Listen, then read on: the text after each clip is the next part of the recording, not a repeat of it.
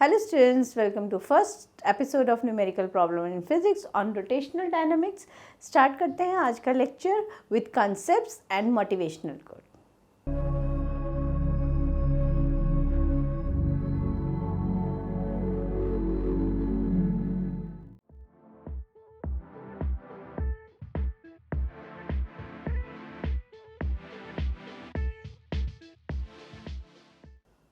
आइए स्टार्ट करते हैं numerical problem in physics rotational dynamics chapter 1 है हमारा। यहाँ पर हम क्वेश्चन 1 हम लेके चल रहे हैं। आपके सभी जो इम्पोर्टेंट क्वेश्चंस है वो मैं कवर करूँगी इसमें कंसेप्ट्स के साथ।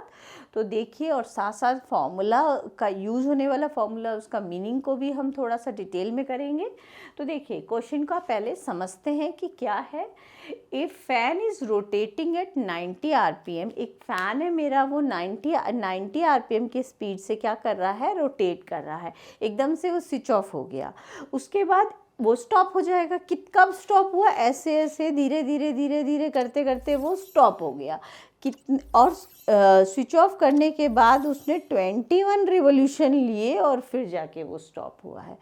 तो टोटल स्टॉप होने में उसको कितना टाइम लगेगा, मतलब 21 रिवोल्यूशन बंद होने के बाद जो 21 रिवोल्यूशन कर रहा है उसमें उसको कितना टाइम लगेगा, ये कैलकुलेट करना है, assuming that the frictional torque is constant.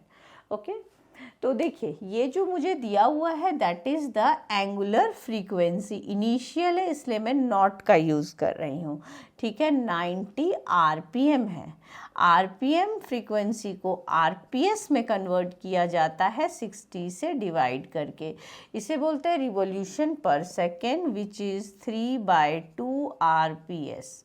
Okay, तो omega initial frequency, initial angular velocity क्या हो जाएगी उसकी, 2 पाई म्यू नॉट। तो जब भी कभी फ्रीक्वेंसी दे रखी होगी ये स्टेप्स आप कर दीजिए वहाँ पर। सो ओमेगा नॉट मेरा 2 पाई इंटू 3/2 आ गया। ओमेगा मेरा 0 हो जाएगा क्योंकि वो बाद में स्विच ऑफ हो रहा है। मेरे पास फॉर्मूला है और नंबर ऑफ रिवोल्यूशन वो कितना ले रहा है, 21। तो टोटल एंगुलर डिस्प्लेसमेंट कितना हो जाएगा उसका, 2 पाई एन। क्योंकि हमें पता है अगर वो एक बार पूरा रिवॉल्व करेगा तो total angular displacement 2 pi radian होगा। 2 टाइम्स रिवॉल्व करेगा तो 4 पाई रेडियन। उसी तरह से 21 टाइम्स वो रिवॉल्व कर रहा है तो इंटू 21 कर देंगे। अब यहाँ से हमारे पास देखिए थीटा है, ओमेगा नॉट है। तो अगर मैं यहाँ पर इक्वेशन जो है मोशन की उसकी मैं थर्ड इक्वेशन यूज़ करूँ, 2 अल्फ़ा थीटा। कौन सी इक्वेशन यूज़ कर रही हूँ मैं, आपकी v² माइनस u² = 2as का फॉर्म। ये हमने लीनियर में पढ़ा था, ये रोटेशनल में होता है, ठीक है। v की जगह ओमेगा आ गया, u की जगह ओमेगा नॉट। a हमारा अल्फ़ा एंगुलर एक्सेलरेशन है और s मेरा क्या है, डिस्प्लेसमेंट, और यहाँ एंगुलर डिस्प्लेसमेंट हो जाता है थीटा। तो ओमेगा को हम लिख सकते हैं 0 और ओमेगा नॉट को हम लिख सकते हैं यहाँ पर 2 पाई इंटू 3/2 का स्क्वायर इजिकल्स टू 2 अल्फ़ा, और थीटा को लिख सकते हैं 2 पाई इंटू 21। तो देखिए -4 पाई स्क्वायर इंटू 9/4, ठीक है। और ये मेरा हो जाएगा 2 इंटू 21 इंटू 2 पाई, ठीक है, इजिकल्स टू अल्फ़ा। अल्फ़ा मेरा नेगेटिव आएगा एंगुलर एक्सेलरेशन क्योंकि वो रिटार्डेड मोशन है हमारा, रिटार्ड कर रहा है इसलिए। तो देखिए पाई से मेरा पाई कैंसिल हो गया, 4 से 4 कैंसिल हो गया मेरा। यहाँ पर मेरा 3 कैंसिल हो जाएगा, 9 मेरा 9 3 और 7। तो यहाँ मेरे पास आ जाएगा -3 पाई अपॉन 28, ठीक है, रेडियन पर सेकेंड स्क्वायर। ये मेरा अल्फ़ा आ गया, ठीक है। अल्फ़ा आ गया, मुझे टाइम निकालना है। Omega is equals to omega not plus alpha t formula use कर लेती हूँ। ये मेरा कौन सा फार्मूला है, v = u + at का वर्जन है। तो ये मेरा 0 है। ओमेगा नॉट मेरा ऑलरेडी मेरा आया हुआ है, that is 3/2 into 2 pi. Okay, आप चाहे तो यहाँ से इसको कट भी कर सकते थे। अल्फ़ा मेरा -3 पाई अपॉन 28 है, ठीक है। तो यहाँ पर ये मेरा क्या हो जाएगा, इंटू टी, अब यहाँ से मुझे कुछ नहीं, सिर्फ t कैलकुलेट करना है। 2 से 2 भी आप चाहे तो कट कर सकते हैं। तो यहाँ पे 3 minus 3 pi is equals to minus 3 pi by 28 into t transpose करेंगे तो 28 इज इक्वल्स टू टी, तो t is equals to 28 seconds. यानी उसको पूरा कंप्लीट बंद करने के बाद 21 रिवॉल्यूशन लेगा फ़ैन, और बंद होने में उसको कितना टाइम लगेगा, 28 सेकेंड्स का टाइम वो लेगा। तो यहाँ हमने देखिए कुछ नया फॉर्मूला अगर कुछ सीखा हो तो क्या चीज़ सीखा है आप ज़रूरी नहीं है कि एग्ज़ाम में यही क्वेश्चन आए। ये ध्यान रखिए कि अगर हमें आरपीएम होता है तो वो मेरा फ्रीक्वेंसी होता है और इमीडिएटली उसको आरपीएस में कन्वर्ट कर लेना है। उसके बाद ये सब टर्म सीखिए, ठीक है। अगर नंबर ऑफ़ रिवॉल्यूशन दिया है तो total displacement 2 pi into number of revolution होता है। तो ये फॉर्मूला को अच्छी तरीके से कॉपी कीजिए एंड देन उसके बाद हमारा क्या है, ये जो फॉर्मूला हमने यूज़ किया है v square minus u square 2s and v equals to u plus at, तो इसको किस तरीके से यूज़ करके किया है इसका स्पेशल ध्यान रखिए। स्टार्ट करते हैं next question. An ant is stuck to the rim of the bicycle wheel of diameter 1 meter. While the bicycle is on the central stand, the wheel is set into rotation and it attains the frequency of 2 revolution per second in 10 seconds with uniform acceleration. Calculate the number of revolution completed by the ant in these 10 seconds. Time taken by it for the first complete revolution and the last complete revolution. देखिए क्या बोला गया है, पहले question को ना समझते हैं। देखिए मैं पूरी बाइसिकल तो आपके लिए नहीं बना पाऊँगी, लेकिन हाँ बाइसिकल का व्हील ज़रूर बना देते हैं, ठीक है। ओके, ये इसके स्पोक्स भी बना देते हैं और ये इसका क्या है, रिम है। यहाँ पे क्या हो गया है, एक बेचारी एंट जो है वो स्टक हो गई है बीच में, ठीक है। अभी हमने बाइसिकल को उसको खड़ा कर दिया सेंट्रल स्टैंड पे, ठीक है। ये बना देते हैं, बेचारी छोटी सी एंट है ये, ठीक है, बना दिया। अभी ये स्टक हो गई और जैसे ही उसको साइकिल को स्टैंड पे खड़ा किया गया उसके बाद 10 सेकंड तक साइकिल का जो व्हील है वो हमारा क्या हो रहा है, 2 रिवॉल्यूशन पर सेकंड फ्रीक्वेंसी से 10 सेकंड तक घूमा, बस यही हुआ है। 10 सेकंड तक घूमा, बेचारी एंड भी उसके साथ साथ घूम जाएगी, ठीक है। क्या होगा उसका, है ना। चलो अब क्या है, फ्रीक्वेंसी जो है हमें वो क्या, पहले क्या थी, एंट जो थी पहले आराम से बैठी हुई थी, बाद में वो उस व्हील के साथ घूम रही है या व्हील घूम रहा है। तो हम ये कह सकते हैं इनिशियल यहाँ पर फ्रीक्वेंसी 0 है या initial angular frequency, angular velocity भी हमारी 0 होगी। फाइनल हमारा कितना है, 2 RPS है, RPM नहीं है इसलिए 60 से डिवाइड नहीं करना है। और ओमेगा कितना हो जाएगा, 2 पाई इंटू म्यू, ठीक है। 2 पाई म्यू होता है ओमेगा, तो ये ओमेगा हो गया 4 पाई, ठीक है, रेडियन पर सेकेंड इसकी यूनिट होती है।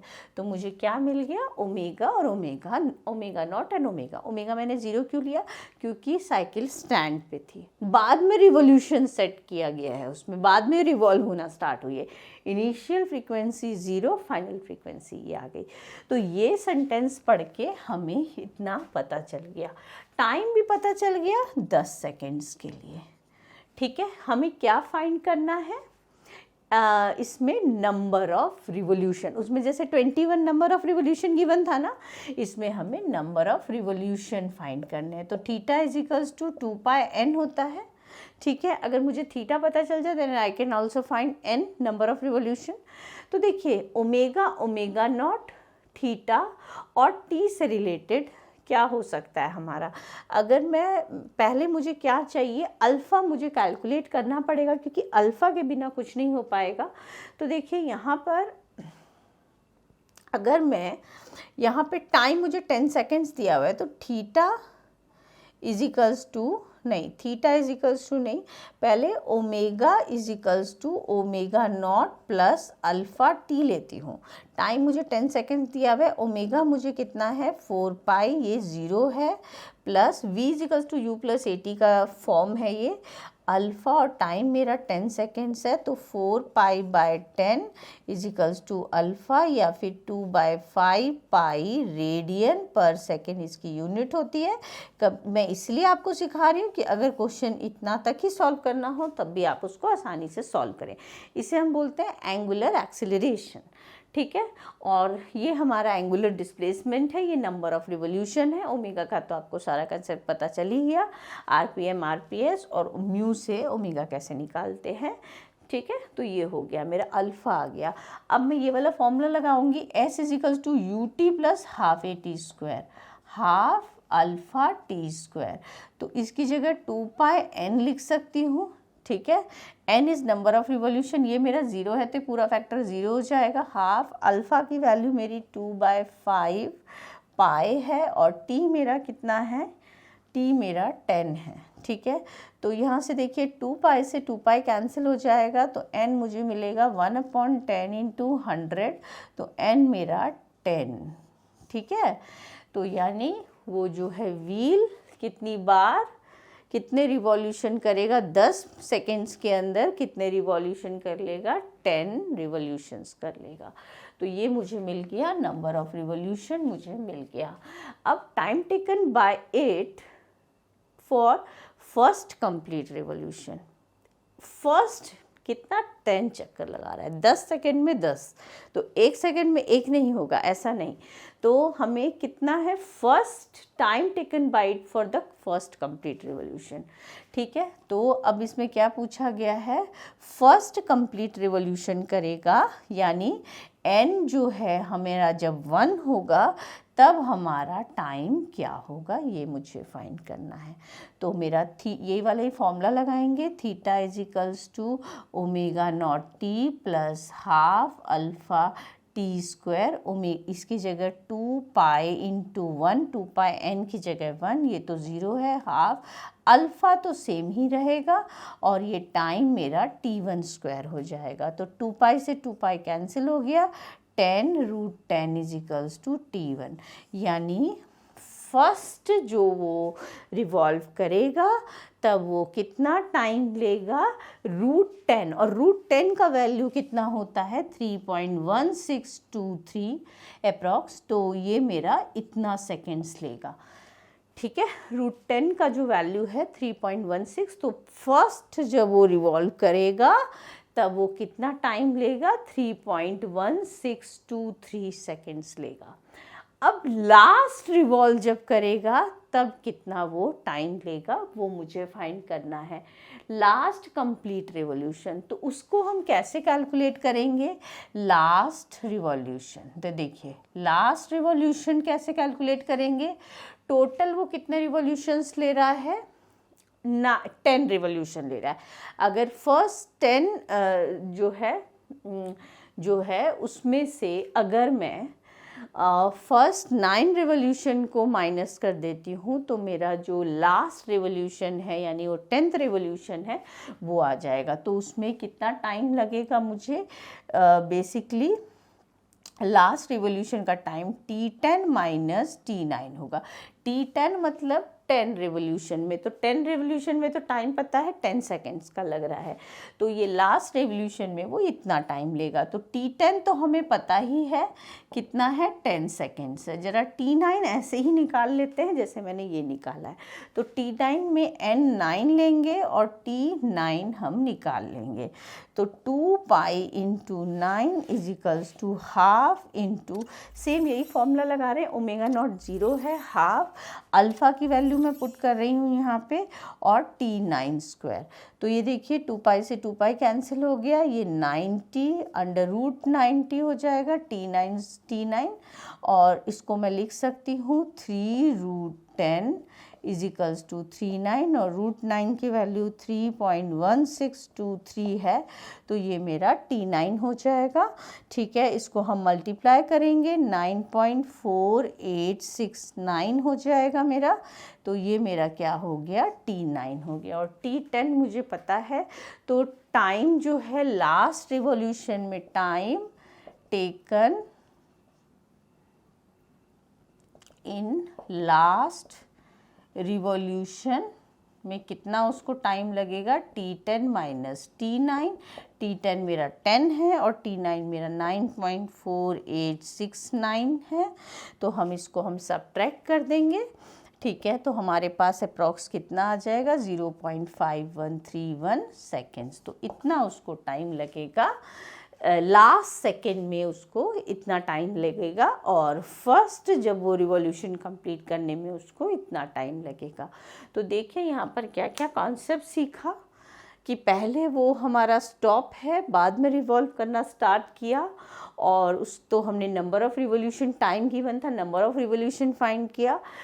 एक रिवॉल्यूशन का अलग टाइम होगा, 2 रिवॉल्यूशन का अलग, 3 रिवॉल्यूशन का अलग, तो उस हमें से एक रिवॉल्यूशन का टाइम निकालना था और हमारा लास्ट रिवॉल्यूशन का निकालना था। तो लास्ट रिवॉल्यूशन, कभी भी 5th रिवॉल्यूशन का निकाला तो हम क्या कर सकते हैं, T5 माइनस T4 कर सकते हैं। उसी तरह से हमने T10 माइनस T9 करके लास्ट रिवॉल्यूशन का हमने टाइम निकाला, और इस तरह से फर्स्ट रिवॉल्यूशन का टाइम निकाला। तो फार्मूलाज हम बेसिकली वही यूज़ कर रहे हैं जो 3 फार्मूलाज है हमारा, V = U + AT, V² - U² 2S और S = UT + ½ AT²। उन्हीं का हम रोटेशनल मोशन में हम उसका यूज़ कर रहे हैं। तो ये RPM, RPS और ओमेगा, ये कॉन्सेप्ट अच्छी तरीके से लिख के प्रैक्टिस कीजिए। इनका फॉर्मूला के साथ साथ इनके यूनिट्स को भी बहुत अच्छे से ध्यान रखना है। तो आज का जो लेक्चर है हम इसी क्वेश्चन के साथ एंड करते हैं। मिलते हैं नेक्स्ट एपिसोड में और न्यूमेरिकल्स के साथ। Till then keep practising.